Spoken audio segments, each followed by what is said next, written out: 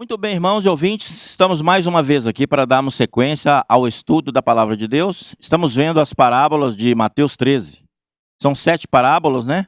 Das quais nós já vimos 4, não é? Nós já vimos 4 parábolas deste capítulo 13, que é a parábola do semeador, a do joio e do trigo, a do grão de mostarda e a parábola do fermento, não é? E hoje nós vamos estar vendo então um pouco sobre a parábola do tesouro escondido. Muito bem. A parábola do tesouro escondido é uma parábola também muito importante. Mateus 13, 44, né? Vem mostrar isso para nós. E é interessante que nós atendamos, né? E atentemos para a palavra de Deus, para que a gente possa ganhar o significado disso, não como uma mera doutrina, um mero conhecimento bíblico, mas que se torne isso uma realidade no nosso viver diário. Que Cristo possa iluminar os nossos corações. Então vamos ver Mateus capítulo 13, versículo 44. Aqui o Senhor Jesus diz o seguinte: o reino dos céus é semelhante a um tesouro oculto no campo, o qual certo homem, tendo-o achado, escondeu, e transbordante de alegria vai, vende tudo o que tem e compra aquele campo. Veja bem, diz que o reino dos céus é semelhante a um tesouro. Olha só, um tesouro é o quê? É uma coisa que tem valor, não é? Tesouro é uma coisa preciosa. Ninguém acha tesouro sobre o solo. Você já viu alguém achar tesouro em cima da terra? Se tinha, foi em tempos muito remotos, porque hoje não acha mais. Se quiser tesouro, tem que escavar o solo, está em lugares profundos, porque tesouro é coisa valiosa. Geralmente quem guardava tesouro o escondia em lugar para ninguém encontrar. Então diz que o reino dos céus é semelhante a um tesouro oculto no campo, o qual certo homem, tendo achado, escondeu. Então teve um homem que achou esse tesouro, sabia disso? Teve um homem que achou um tesouro muito valioso. O que ele fez? Ele escondeu, porque senão, se ele não tivesse escondido aquele tesouro, outro iria achá-lo. Percebe? E diz que transbordante de alegria, o que ele fez? Ele foi, vendeu tudo o que tinha e comprou aquele campo. Isso é muito interessante e muito significativo para nós, porque, como já disse, o tesouro tem valor, né? E a Bíblia mostra como tesouro alguns itens que são tesouro. O que é tesouro, por exemplo? O ouro, a prata, a pedra preciosa, né? Ouro, prata, pedras preciosas são tesouros, assim, valiosos. Eu estou citando esses 3 como referência, mas existem muitos outros que são preciosos, não é? Tem a pérola, tem tantos outros tesouros, né? Tem muitos outros tesouros. A natureza é repleta de coisas preciosas. Mas nós vamos tomar como nossa base esses 3: ouro, prata e pedras preciosas. Para isso nós vamos ler 1 Coríntios capítulo 3, versículos 12 e 13. Vamos ler 1 Coríntios 3, 12, fala assim: contudo, se o que alguém edifica sobre o fundamento é ouro, prata, pedras preciosas, madeira, feno e palha, o 13, manifesta se tornará a obra de cada um, pois o dia a demonstrará, porque está sendo revelada pelo fogo, e qual seja a obra de cada um, o próprio fogo o provará. Então, voltando ao versículo 12, vamos considerar. Contudo, se o que alguém edifica, para que serve um tesouro? Quando a pessoa tem um tesouro, ela faz o que com ele? Você já viu as pessoas que têm tesouro andar no meio da rua mostrando um tesouro para os outros? Olha o meu tesouro aqui, olha quanto que eu tenho de ouro, olha quanto que eu tenho de diamante, olha quanto que eu tenho de prata. Não, ninguém faz isso. Ele seria louco se fizesse, porque ele seria roubado imediatamente. Não é verdade? Mas aqui diz que, contudo, se o que alguém edifica sobre o fundamento é ouro. Então, quem tem tesouro tem que saber onde vai colocá-lo. Ele não pode ser colocado em qualquer lugar, em qualquer ambiente. Não pode ser entregue a qualquer pessoa, não é? Jesus falou certa vez que não se lança pérola aos porcos. Por quê? Se você der um pouco um pedaço de carne, ele come. Se der pedra, ele come também. Qualquer coisa, para ele tanto faz. Ele quer algo que vá para dentro do estômago dele. Mas que valor tem para ele? Nenhum. Existem pessoas que certos tesouros para ela também não valem nada.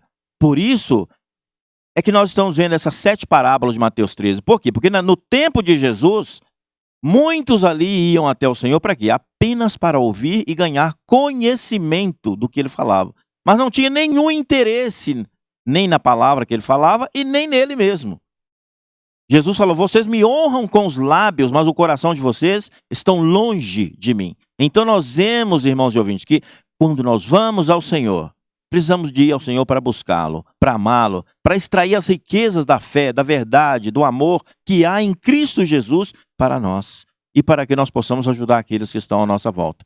Então diz que se contudo se o que alguém edifica sobre o fundamento. Quem que é o fundamento? Nós já vimos, o fundamento é Cristo, né? É ouro? É prata? É pedras preciosas? Se for isso, se esses são os materiais que nós usamos na edificação da casa de Deus, essa será uma casa sólida, bem fundamentada, bem edificada, bem construída. E ela não vai se abalar com nada. Mas se alguém edifica também com madeira, feno e palha, aí é uma outra categoria de material que não é tesouro. Isso não é tesouro. Madeira não é tesouro hoje mais. A madeira até é muito valiosa, com certeza, não é? Tem muitos móveis de madeira caríssimos, mas aqui ela não é tratada e nem retratada como um tesouro. O feno também não, e nem a palha. Por quê? Porque apesar de serem nobres, por ter alguma nobreza ali aparente, eles pegam fogo com muita facilidade e queimam. Mas você pode jogar o ouro, a prata, a pedra preciosa dentro do fogo, que o fogo não vai conseguir extingui-los. O máximo que vai acontecer com eles é serem purificados e ganhar uma forma mais abrilhantada.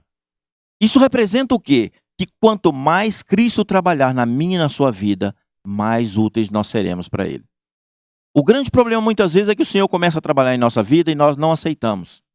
Ele quer nos abrilhantar, Ele quer nos purificar, Ele quer nos transformar em pedras vivas, em ouro, que é a natureza de Deus. O ouro representa a natureza de Deus, né? Ouro, prata é a redenção que Cristo cumpriu por nós. E as pedras preciosas é o resultado do trabalhar do Espírito Santo em nossas vidas. Cada dia o Espírito está trabalhando e ele precisa ganhar mais e mais espaço em nós. Louvado seja o Senhor. Que o Senhor possa nos dar graça e abrir o nosso coração para isso. Então, voltando ao tema, nós vemos que aqui em Mateus 13, então, nós vimos que o reino dos céus é semelhante a um tesouro oculto no campo. O que é o campo? O campo é o mundo, não é? O mundo é esse campo grande.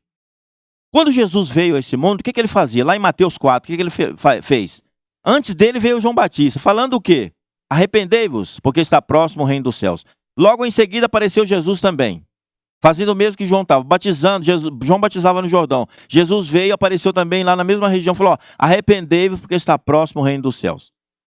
Para quem Jesus falava aquilo e para quem João Batista falava aquilo? Para as pessoas que queriam ter uma mudança de vida, que já estavam cansadas daquele velho viver, que não queriam mais viver como viviam antigamente. Já estavam enjoados daquela vida velha, então eles queriam uma renovação. Por isso, Jesus e João apresentaram ali como aqueles que vieram trazer uma boa nova de salvação. E Jesus principalmente falou: arrependei-vos, porque está próximo o reino dos céus. Como nós já vimos, o reino dos céus é a igreja. E a igreja hoje na terra, ela é a realidade desse reino. Graças ao Senhor que o Senhor nos colocou na igreja para sermos a realidade do reino. Nós não podemos viver mais na aparência do reino, mas na sua realidade. Porque um dia este reino que é realidade se tornará manifestação em todo o universo. E esse é o maior desejo de Deus na pessoa do Filho, Jesus Cristo. Que o reino de Deus, que a igreja, se manifeste um dia como um grande reino em toda a terra. Agora vamos ver aqui. A igreja hoje ela é a realidade do reino dos céus e como tal ela é esse tesouro. Irmãos e ouvintes, atentemos para isso. A igreja é o tesouro. O campo é o mundo. A igreja, os redimidos de Deus, é o tesouro. E quem é o homem que comprou o campo? O homem que comprou esse campo é o Senhor Jesus. Ele comprou o mundo. Sabe como que ele comprou? Quando ele veio e morreu na cruz por mim e por você. Ele comprou esse campo vasto. Um campo muito grande que é o mundo. Mas dentro desse campo grande que é o mundo, tem um grande tesouro, um tesouro de alto valor. E Jesus escondeu, porque fala que ele escondeu, né? Aqui o versículo 44 fala que o reino do céu é semelhante a um tesouro oculto no campo, o qual certo homem, tendo achado, escondeu. Por que ele escondeu? O que quer dizer isso? Na verdade, quando Jesus estava vivo aqui na terra, ele tinha os seus discípulos aí. Lá em João 17, quando ele fez aquela oração sacerdotal, ele falou: Pai, oro por aqueles que me deste. Não os peço que os tire do mundo, mas que os guarde do mal. Então Jesus pediu a Deus, em certo sentido, para que guardasse-os, escondesse-os para ele. Para quê? Até a sua morte e ressurreição, quando ele voltaria em espírito como vida. Como João 14 mostra, né? Ele ia voltar para recebê-los de volta para si. Agora, atentemos para uma outra coisa. Esse tesouro está guardado. Ainda é um tesouro oculto ainda, por incrível que pareça. Nós já ouvimos falar que o reino de Deus vai ser manifestado em toda a terra um dia, né? Na era vindoura, o reino vai ser manifestado. A igreja hoje está oculta no mundo. O mundo hoje ainda não conhece a igreja, ainda é oculta. Mas oculta porque não que a igreja não esteja se manifestando, não esteja mostrando para o mundo, mas é porque o mundo não valoriza a igreja. Jesus falou: se o mundo amasse o que era seu, ele daria valor. Ou melhor, se o mundo amasse a igreja, daria valor. Mas o mundo não ama a igreja, ele ama o que é dele. O mundo nunca amou a igreja, mas quem amou a igreja foi Cristo, por isso ele morreu por ela. Se tornou tal Espírito na ressurreição para dar a essa igreja vida, e a vida dele mesmo. Então essa igreja hoje é como esse tesouro oculto no campo que é esse mundo. Quando Jesus voltar e o reino se manifestar, aí a igreja se tornará a manifestação do reino. Nesse reino ela se manifestará. Eu e você cremos pela fé que podemos estar também naquele dia, naquela manifestação. É o nosso desejo. Para isso o Senhor hoje está trabalhando em nós, para produzir em nós os materiais dessa manifestação, não é? Então Cristo, como esse homem que veio e comprou o campo, né, na cruz, ele pagou com a própria vida. Diz que ele vendeu, o que fala aqui o versículo? Achando aquele tesouro, o que ele fez? Ele foi, vendeu tudo o que tinha. Vendeu tudo o que ele tinha e comprou o campo. O que ele vendeu? Ele entregou a própria vida dele. O que é mais precioso para o homem na terra hoje, se não for a sua vida?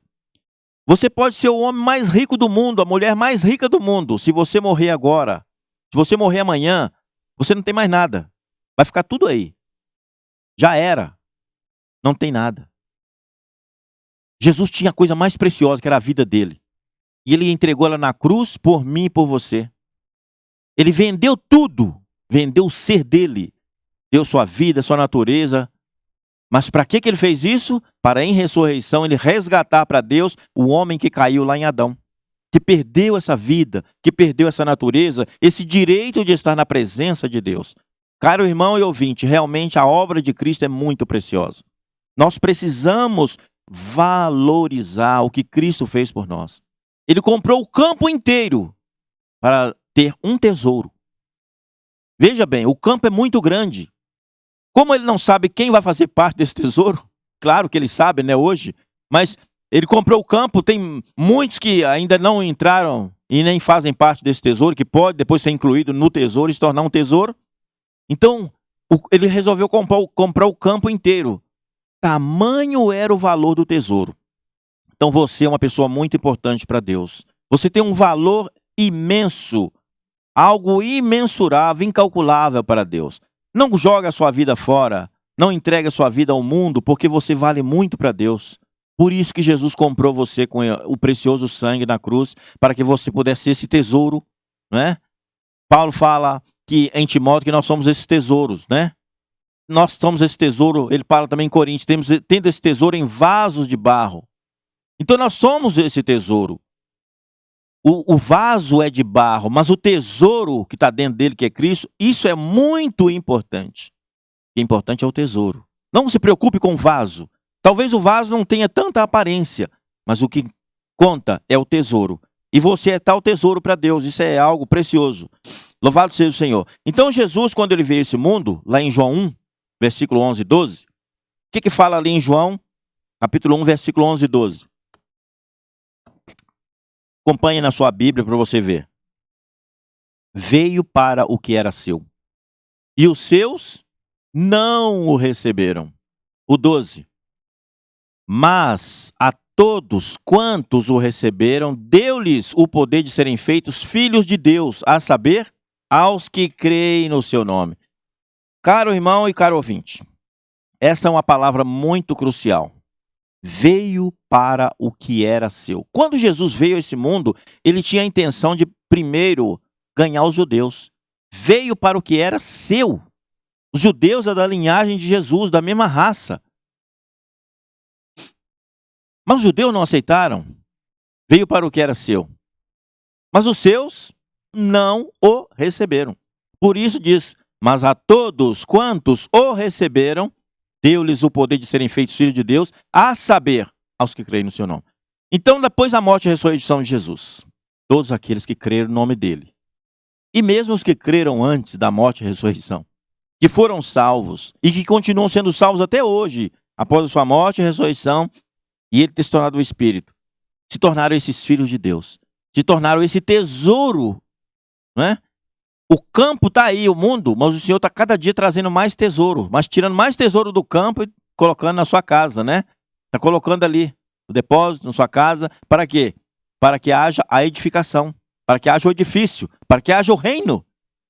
O reino virá, e esse reino será composto de pessoas transformadas, cheias da vida do Senhor. Graças ao Senhor. Então, nós vemos que aqui o Senhor veio para esses judeus que não creram no Senhor. Então o Senhor foi à cruz, né? Foi à cruz para comprar esse campo, então, e redimir os homens que se tornaram a igreja, o corpo de Cristo. Por isso o Senhor, no reino milenar, o que ele vai fazer? Ele vai restaurar todas as coisas. Até mesmo a terra será restaurada. Sabia disso? A terra, a natureza, tudo será restaurado para que haja um reino de paz. Porque se Deus não restaurar o reino, a terra, ele, do jeito que o mundo está hoje, não teria como o Senhor governar. Então esse mundo será também restaurado. Não somente as pessoas precisam ser transformadas e restauradas, mas também o mundo físico, a natureza, ela precisa passar por um processo de transformação para que aquele reino tenha de fato uma expressão para Deus. E é por isso que o Senhor hoje está trabalhando em cada um de nós, para que nós alcancemos tal recompensa, né? Então, o Senhor hoje, ele está trabalhando em nós para que todas essas coisas possam então vir um dia a manifestar-se, né? E a nação de Israel restaurada, né? Ela também fará parte desse reino. Não serão todos os de Israel que farão parte, mas aqueles que forem restaurados farão parte desse reino, porque eles também têm a promessa do reino. Mas hoje nós estamos na realidade do reino dos céus, e a igreja. É o nosso tempo, e nós precisamos aproveitá-lo muito bem. Porque quando fechar essa era, termina a nossa era, a era que o Senhor queria para concluir a etapa da igreja. Enquanto estivermos aqui nessa era, vamos valorizar a palavra do Senhor, vamos aproveitar. Hoje, Cristo também é o nosso tesouro. Se por um lado nós somos o tesouro para Cristo, imagine só, Cristo é o maior tesouro para nós.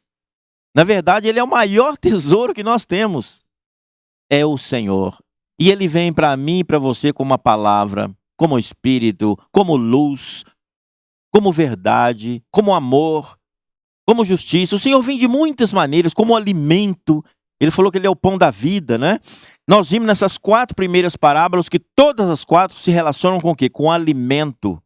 Mostrando a importância que tem o homem de alimentar-se das coisas de Deus.